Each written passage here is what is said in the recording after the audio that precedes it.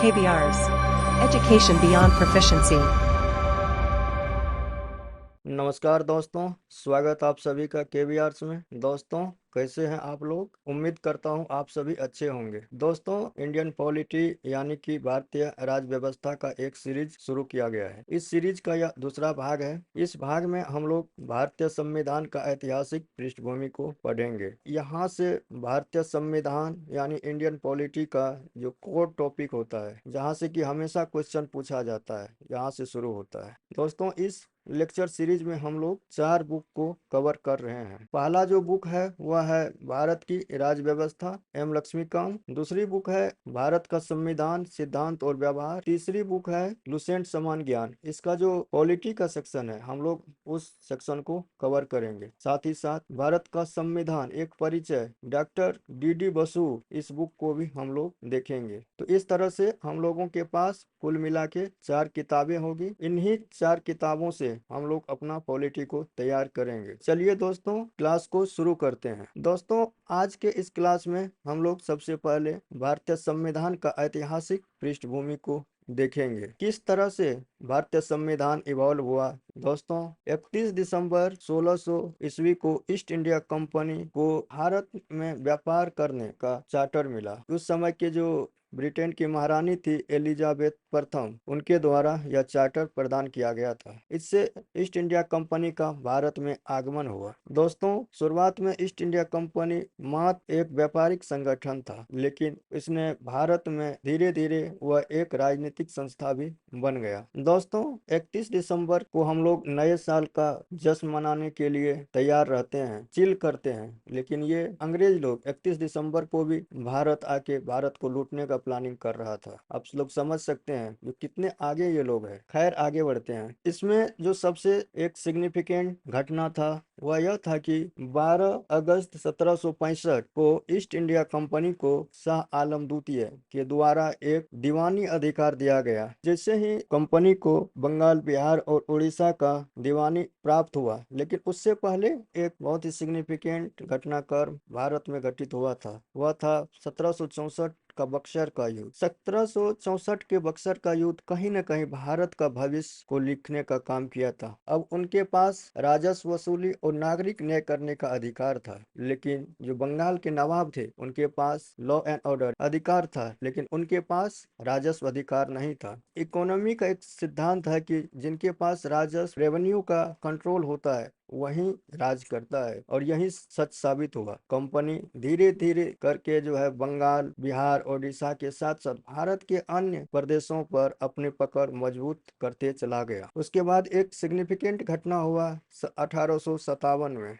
1857 के विद्रोह के बाद दोस्तों, ब्रिटिश क्राउन ने भारत के शासन की प्रत्यक्ष जिम्मेदारी अपने हाथों में संभाल ली, यानी कि ईस्ट इंडिया कंपनी का 1758 में जाके शासन पूरी तरह से खत्म हो गया। दोस्तों, 1934 का घटनाक्रम है, जिसमें कि एम.एन. रॉय, जो कि एक साम्यवादी नेता थे, ने संविधान सभा का गठन का सुझाव दिया था। इन्हीं के द्वारा सुझाए गए विचार के बाद भारतीय संविधान सभा की स्थापना के लिए 1935 में भारतीय राष्ट्रीय कांग्रेस ने भी एक औपचारिक मांग की थी। दोस्तों, इसके बाद 1938 में जवाहरलाल नेहरू ने मांग की कि भारत का जो संविधान बनेगा वह बिना किसी बाहरी हस्तक्षेप से बनेगा, यानी कि उसमें किसी भी तरह का बाहरी इंटरफेयर नहीं होगा। साथ ही साथ जो संविधान सभा का सदस्य होगा उसको वयस्क मताधिकार के आधार पर निर्वाचित किया जाएगा। इन सब मांगों को देखते हुए 1940 में पहली बार अंग्रेजों द्वारा जो अगस्त ऑफर के रूप में सैद्धांतिक रूप से स्वीकार किया गया था, यानी कि 1940 में पहली बार सैद्धांतिक रूप से इन प्रिंसिपल संविधान सभा की मांग को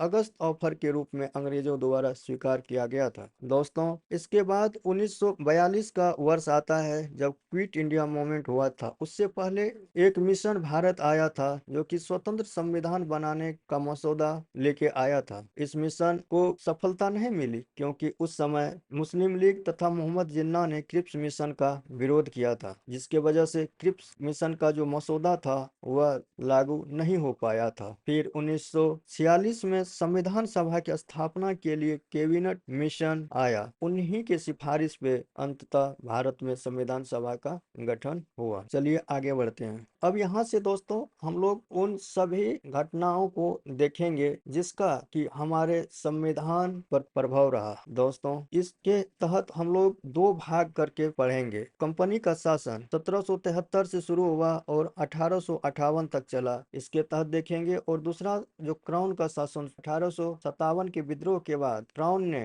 भारत का शासन प्रत्यक्ष रूप से अपने हाथ में ले लिया। तो 1858 से 1947 तक भारत में क्राउन का शासन रहा। दोस्तों 1773 से लेकर 1858 के बीच जितने भी महत्वपूर्ण एक्ट पास हुए, उन सभी एक्ट्स का विशेषताएं एक एक करके देखेंगे। जो 1773 का रेगुलेटिंग एक्ट था वह महत्वपूर्ण बिंदु था। 1773 के रेगुलेटिंग एक्ट की मुख्य विशेषता को जानने से पहले मैं दोस्तों बता देना चाहूंगा, यह ब्रिटिश सरकार के द्वारा भारत में ईस्ट इंडिया कंपनी को रेगुलेट करने और उन पर कंट्रोल स्थापित करने का पहला मेजर इनिशिएटिव था। दोस्तों 1773 का एक्ट आखिर ब्रिटिशर्स को क्यों लाना पड़ा, इसके पीछे बैकग्राउंड है। दोस्तों जैसा कि मैंने बताया कि 12 अगस्त 1765 ईस्वी को ईस्ट इंडिया कंपनी को बंगाल, बिहार और उड़ीसा का दीवानी अधिकार मिल गया। एक तरफ तो कंपनी का हालत खराब होते जा रहा था, वहीं दूसरी ओर कंपनी के जो अधिकारी थे और कर्मचारी थे वह मालामाल होते जा रहे थे। 1772 ईस्वी में ईस्ट इंडिया कंपनी ने ब्रिटिश गवर्नमेंट के पास जाकर 1 मिलियन पाउंड का ऋण मांगा। ब्रिटिश गवर्नमेंट को यह एहसास हो गया कि कहीं न कहीं इसमें गड़बड़ है, तो इन्हीं सब चीजों को देखते हुए ब्रिटिश सरकार ने कंपनी को रेगुलेट करने के लिए 1773 का रेगुलेटिंग एक्ट लेके आया। चलिए दोस्तों 1773 के रेगुलेटिंग एक्ट का मुख्य विशेषताएं को हम लोग एक एक करके देखते हैं। पहला विशेषता था यह कि इसके माध्यम से भारत में एक केंद्रीकृत प्रशासन की नींव रखी गई। उससे पहले दोस्तों भारत में इंडिपेंडेंट प्रोविंस हुआ करता था। अब हुआ यूं कि इससे पहले भारत में ब्रिटिशर्स का 3 प्रेसिडेंसी हुआ करता था और इन तीनों प्रेसिडेंसी के गवर्नर हुआ करता था। गवर्नर उस प्रेसिडेंसी का हेड होता था। इस एक्ट के द्वारा बम्बई एवं मद्रास के गवर्नर को बंगाल के गवर्नर जनरल के अधीन कर दिया गया। इसने पहली बार ईस्ट इंडिया कंपनी के मामलों को नियंत्रित एवं विनियमित किया। इस एक्ट के द्वारा पहली बार जो कंपनी का जो राजनीतिक और प्रशासनिक कार्य था इनको भी मान्यता मिला, क्योंकि उससे पहले कंपनी मात्र एक व्यापारिक संगठन था, लेकिन इस एक्ट ने कंपनी को एक राजनीतिक एवं प्रशासनिक संस्था भी बना दिया। इस एक्ट के तहत जो बंगाल के गवर्नर थे उनको बंगाल का गवर्नर जनरल नामित किया गया। पहले गवर्नर जनरल थे बंगाल के वह लॉर्ड वारेन हेस्टिंग थे और गवर्नर जनरल की सहायता के लिए 4 सदस्यों की एक कार्यकारी परिषद यानी कि एग्जीक्यूटिव काउंसिल बनाई गई थी। इन 4 सदस्यों का नाम ये रहा: Sir John Clavering, Philip Francis, George Monson, Richard Barwell. दोस्तों यहाँ पे एक इंटरेस्टिंग बात मैं बताना चाहूंगा कि इन चारों के पास वोटिंग राइट था। कार्यकारी परिषद का जो कार्य होता था वो वोटिंग के आधार पे होता था। होता यह था कि इस काउंसिल में 4 सदस्य में से सर जॉन क्वेलरिंग, फिलिप फ्रांसिस और जॉन मॉनसन ये तीनों एक साथ हो जाया करता था और रिचर्ड बोरवेल हालांकि इनसे सिंपैथी रखते थे और इन तीनों के एक साथ हो जाने के कारण जो गवर्नमेंट पर इन तीनों का कंट्रोल रहता था। अब गवर्नर जनरल कुछ भी ऐसा प्रशासनिक सुधार लाना चाहता था, लेकिन इन तीनों के द्वारा उसे निगेट कर दिया जाता और आगे यह समस्या और भी ज्यादा गंभीर हो गया। जब हम लोग 1781 का अमेंडिंग एक्ट पढ़ेंगे तो उसमें बताएंगे किस तरह से जो है इन तीनों से इनका संबंध रहा और आखिर क्या क्या हुआ। हालांकि इस 4 सदस्यों में वोटिंग के आधार पे निर्णय होता था, लेकिन गवर्नर जनरल के पास जो है कास्टिंग वोट देने का अधिकार था। जब कार्यकारी परिषद में कोई निर्णय हो रहा होता था, यदि दोनों पक्ष के बीच मत बराबर हो जाता था, उस समय में ही गवर्नर जनरल को मत देने का अधिकार था। इस एक्ट का जो एक इम्पोर्टेंट एस्पेक्ट था दोस्तों वह था कि कलकत्ता में एक सर्वोच्च न्यायालय यानी सर्वोच्च न्यायाधिकरण सुप्रीम कोर्ट ऑफ जुडिकेचर का स्थापना 1774 ईस्वी में किया गया था। यहाँ से क्वेश्चन पूछता है तो आप लोग याद रखिएगा दोस्तों, इस सर्वोच्च न्यायालय में 4 जज हुआ करता था। उसमें एक मुख्य न्यायाधीश और 3 अन्य न्यायाधीश थे। जो मुख्य न्यायाधीश थे सर एलिजा एमपी थे। सर एलिजा एमपी कलकत्ता के सर्वोच्च न्यायालय के प्रथम मुख्य न्यायाधीश थे। इनके अलावा 3 और जज जो शुरुआती दौर में थे वह थे स्टीफन सीजर लेमेइन, रॉबर्ट चेम्बर्स और जॉन हाइल। इसके अलावा इसने कंपनी के कर्मचारियों को किसी भी निजी व्यापार में शामिल होने या मूल निवासियों से उपहार या रिश्वत लेने से प्रतिबंधित कर दिया। इसके बारे में मैं थोड़ा सा आप लोगों को बताना चाहूंगा कि दोस्तों, जब कंपनी के कर्मचारी भारत में आता था तो उसे बहुत कम पगार मिलता था, यानी कि उनकी सैलरी बहुत कम होती थी। लेकिन उन्हें एक छूट था कि वह कंपनी के काम करने के साथ साथ वह निजी व्यापार भी कर सकता था। तो दोस्तों, इस एक्ट ने कंपनी के कर्मचारी को किसी भी निजी व्यापार में शामिल होने या जो यहाँ के जो नागरिक थे उनसे उपहार या रिश्वत लेने से प्रतिबंधित कर दिया था। ये लोग क्या करते थे, उपहार के नाम पे जो हमारे जो उस समय के बड़े बड़े जमींदार होते थे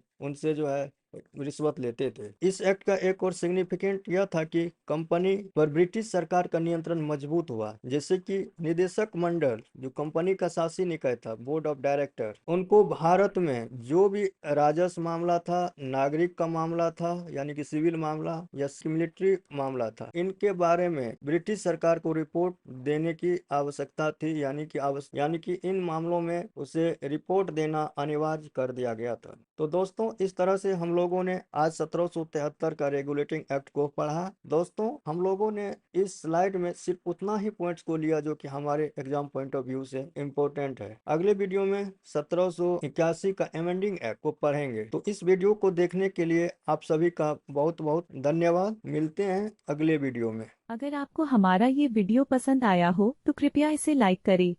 अगर आप इस चैनल पर नए हैं तो इस चैनल को सब्सक्राइब करें तथा बेल आइकन को भी दबा लें ताकि हमारे नए वीडियो की सूचना आपको मिल सके। और हाँ, वीडियो को अपने परिवार एवं दोस्तों के साथ शेयर भी कर दें। वीडियो देखने के लिए बहुत बहुत धन्यवाद। कृपया अपने विचार और सुझाव नीचे कमेंट्स में दें।